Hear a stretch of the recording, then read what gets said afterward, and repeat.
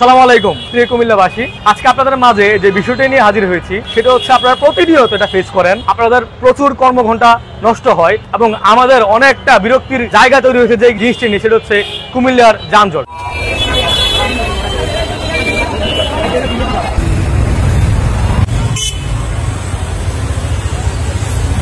বিশেষ করে আজকে যে জায়গাটায় আমি অবস্থান করছি, কুমিল্লার কান্দিরপাড়ের যে পুবলি চত্বর আছে, যেই জায়গাটার মধ্যে মূলত অনেক আন্দোলন সংগ্রামের ইতিহাস আছে, সেই জায়গাতেই আজকে যানজটের যে বেহাল দশা সেটা আমরা পরিলক্ষিত করেছি। আমি এটার জাস্ট দুটা কারণ আমি এখানে উল্লেখ করতে চাই। অ্যাকচুয়ালি এখানে কি হচ্ছে দেখেন, এই যে আমাদের কান্দিরপাড় যে জায়গাটা আছে, এখানে পুবলি চত্বরের যে এলইডি স্ক্রিন, এই স্ক্রিনটার আদৌ কি কোনো প্রয়োজন আছে? আপনি দেখেন এখানে এত হাজার হাজার মানুষ যাতায়াত করতেছে, এত গাড়ি এখানে যান চলাচল করতেছে, এই যে একটা এলইডি স্ক্রিন এত বৃহৎ পরিসরে জায়গা দখল করে নিল, এটা কি হচ্ছে আমাদের এখানে জায়গার অপচয় না? আমরা কি এখানে অন্য কোনো বিকল্প কিছু চিন্তা করে এই জায়গাটাকে আরো বেশি স্মুথ করতে পারি কিনা? আমার সেকেন্ড যে অপশনটা সেটা হচ্ছে, দেখেন আমি একটু আগে এই যে রাস্তাটা পার হচ্ছিলাম এবং আমার মতো অনেকে আছে দেখেন এখন রাস্তা পার হচ্ছে, এই যে রাস্তা যখন তারা পার হচ্ছে ওরা কিন্তু গাড়ি থামিয়ে থামিয়ে তারা রাস্তা পার হতে হয়। কারণ কি, এই জায়গার মধ্যে স্ট্রেট কোনো ফুটওভার ব্রিজ নাই এবং আপনার ফুটওভার ব্রিজ দেওয়ার মতো জায়গা নাকি নাই। কিন্তু আমরা খেয়াল করে দেখতে পাই, যদি সঠিক পরিকল্পনা নেওয়া হয় অবশ্যই এখানে বিকল্প একটা পদ্ধতি কিন্তু আমরা এখানে বের করতে পারবো। আমরা ফুটওভার ব্রিজ না দিতে পারলো আমরা একটা এলিভেটর টাইপ, যেটাতে মানুষ সহজেই উঠে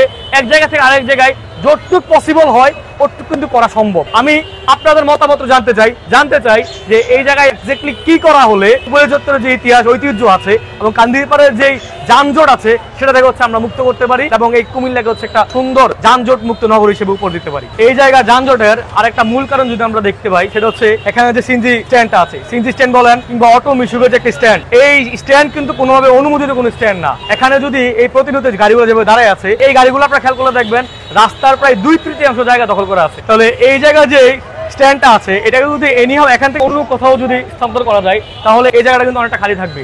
আপনি খেয়াল করে দেখেন ওইখানে যে জায়গার কথা বললাম, প্রায় 20 ফুটের মতো যে এই জায়গাটা টাউন হল থেকে আপনার রাস্তা পর্যন্ত অবহেলায় পড়ে আছে, ওই জায়গাটা কিন্তু আমরা এখানে ইউজ করতে পারি এবং যখনই আপনার এখানে পাশে জায়গা তৈরি হবে তখনই কিন্তু এখানে যান চলাচলটা স্মুথ হবে এবং মানুষের যাতায়াত ব্যবস্থাটা সুন্দর হবে। এই মুহূর্তে আমি অবস্থান করছি কুমিল্লা কান্দিরপাড়ের ঐতিহাসিক টাউন হল মাঠ, যেটা হচ্ছে একদম শেষ ভাগে। আপনি খেয়াল করে দেখবেন রাস্তার পাশেই এমন একটি জায়গা আছে প্রায় 20 থেকে 25 ফিট, যে জায়গাটা হচ্ছে গিয়ে অবহেলায় পড়ে আছে। আমরা যদি এই টাউন হল গেটটা থেকে এই রাস্তা যেখানে হচ্ছে বাঁক নিয়েছে, যদি এটাকে একটা সেন্টার পয়েন্ট ধরে যদি আমরা এটাকে মার্চ করে ফেলতে পারি, স্ট্রেট লাইন করে একটা ওয়াল করতে পারি, তাহলে যে বাকি অংশটা থাকবে সেটা কিন্তু আমাদের এই মূল সড়কের সাথে কিন্তু অ্যাডজাস্ট হয়ে যাবে।